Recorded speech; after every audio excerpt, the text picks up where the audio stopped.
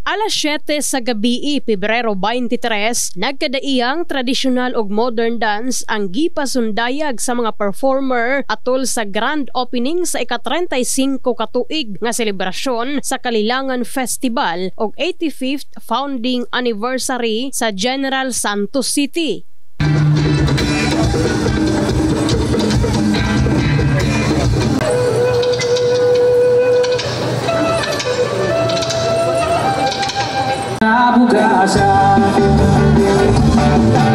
Mangingisda sa siyudad sa Jesa, panginabuhi ng ilang naanda ang tawag-tawag.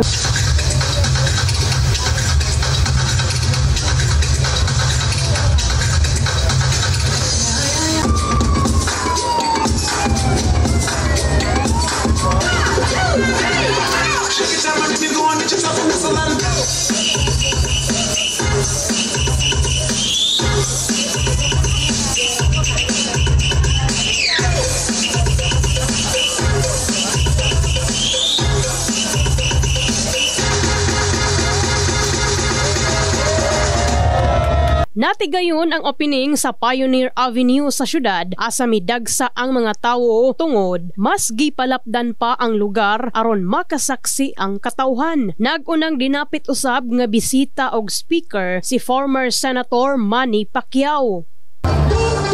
By the power vested in me as Mayor of General Santos City, I hereby declare Kalilangan 2024 open!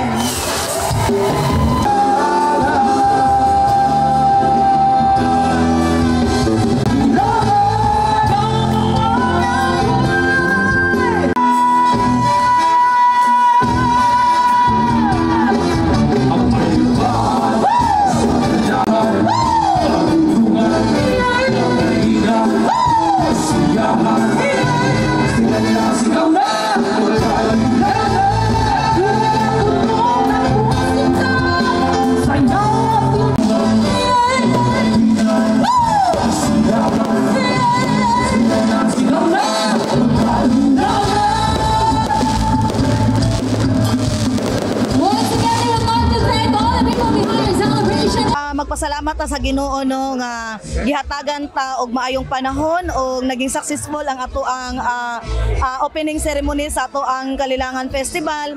Og pasalamat ko sa tanan nga mga nag-participate ani labi na gyud sa ato ang kapulisan and of course sa tanan nga mga partner namo daghang salamat kay nakita namo nga napalipay gyud ang katawhan sa General Santos karon.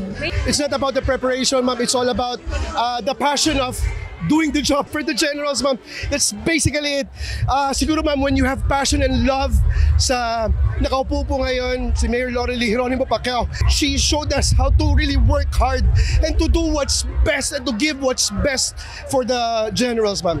Sumala ni Joey Concepcion ang kasaulugan sa Kalilangan ang naghiusa sa tanang tribo nga anaa sa Dakbayan. Lauman matud pa ang daghang aktibidad sulod sa 5 kaadlaw nga selebrasyon hangtod sa Pebrero 27 ug mahimong highlight niini ang mga cultural activities. Nag-enjoy sab sa pagtan-aw ang mga tawo nga nagikan pa sa lagyong mga barangay sa Jensan.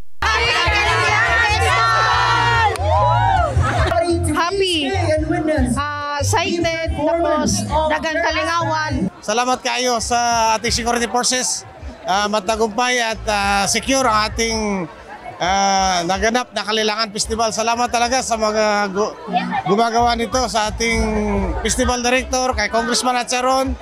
Ang Kalilangan 2024 adunay tema nga sa kultura at saya tayo ay sama-sama. In the heart of changing lives, kini sa Brigada ay namimugpon sa Brigada News Jensan. Brigada News.